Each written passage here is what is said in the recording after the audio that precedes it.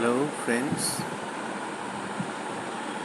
একটা নতুন ইনফরমেশান আপনাদের কাছে শেয়ার করতে চলেছি। সেটা হচ্ছে মন্টক প্রজেক্ট ফিলাডেলফিয়া এক্সপেরিমেন্ট বলে একটা একটা এক্সপেরিমেন্ট হয়েছিল। সেটা খুব কন্ট্রোভার্সিয়াল। সেটা বাচ্চাদেরকে ইউটিলাইজ করে, যারা অনাথ শিশু তাদেরকে ইউটিলাইজ করে হয়েছিল নিউ ইয়র্কের লং আইল্যান্ডে। তা সেটা সেটাতে হতো কি, সেটাতে একটা চেয়ারে, সেটাকে বলা হতো ট্রিপ চেয়ার। সেই চেয়ারে বাচ্চাকে বসানো হতো, শিশুটিকে। খুব ছোট নয়, এই 10, 11, 12 থেকে 16, 17 অবধি ছেলে এবং মেয়ে বসানো হতো। তাকে বলা হতো তুমি ইম্যাজিন করো কোনো একটা লোকেশান, কোনো একটা দেশ। তাকে মোটামুটি আইডিয়া দিয়ে দেওয়া হতো, সে ইম্যাজিন করতো। এবং তার এই যে চিন্তাটা, ইমাজিনেশানটা, এটাকে অ্যামপ্লিফাই করার একটা টেকনিক বার করেছিল ওখানকার সায়েন্টিস্টরা। সেটা ইমাজিনেশান, চিন্তাটাকে অ্যামপ্লিফিকেশান করে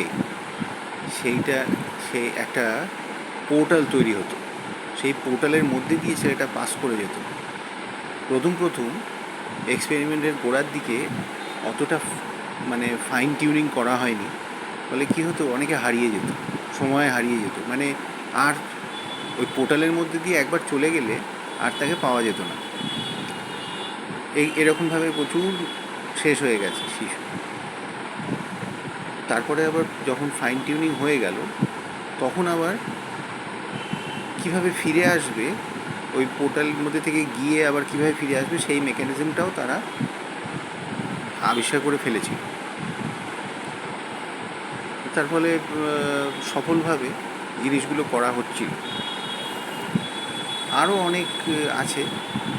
আমরা জানি মন্টক প্রজেক্টের শেষের দিকে একটি দানবকে তৈরি করা হয়েছিল মাইন্ড থেকে। মাইন্ড অ্যামপ্লিফিকেশান, যা ভাবা হতো সেইটাই ম্যানিফেস্ট করতো মাইন্ড অ্যামপ্লিফায়ারের মাধ্যমে। একটা দানবকে তৈরি করা হয়েছিল যাতে করে এন্টায়ার ফেসিলিটিটাকে ধ্বংস করে দেওয়া হয় এবং সব প্রমাণ লোপাট করে দেওয়া যায় যে এখানে কোনো চাইল্ড অ্যাবিউজ হয়নি, এখানে কিছু হয়নি। এটা সিক্রেট নেভির একটা প্রজেক্ট ছিল। ইউএসএতে যে কত ক্ল্যান্ডেস্টাইন কাজকর্ম হয়েছে, তার এটা একটা নমুনা। আরও অনেক কিছু হয়েছে, সেটা আগামী দিনে ডিসকাশন হবে। এবং মন্টক প্রজেক্ট ফিলাডেলফিয়া এক্সপেরিমেন্ট নিয়েও আমি আগামী দিনে আরও কিছু ভিডিও দেব। হয়তো অন্য কিছু, এইটা আমার কথার সাথে অন্য কিছু ভিডিও হয়তো শেয়ার করব। সবাই ভালো থাকবেন। ওকে, নমস্কার।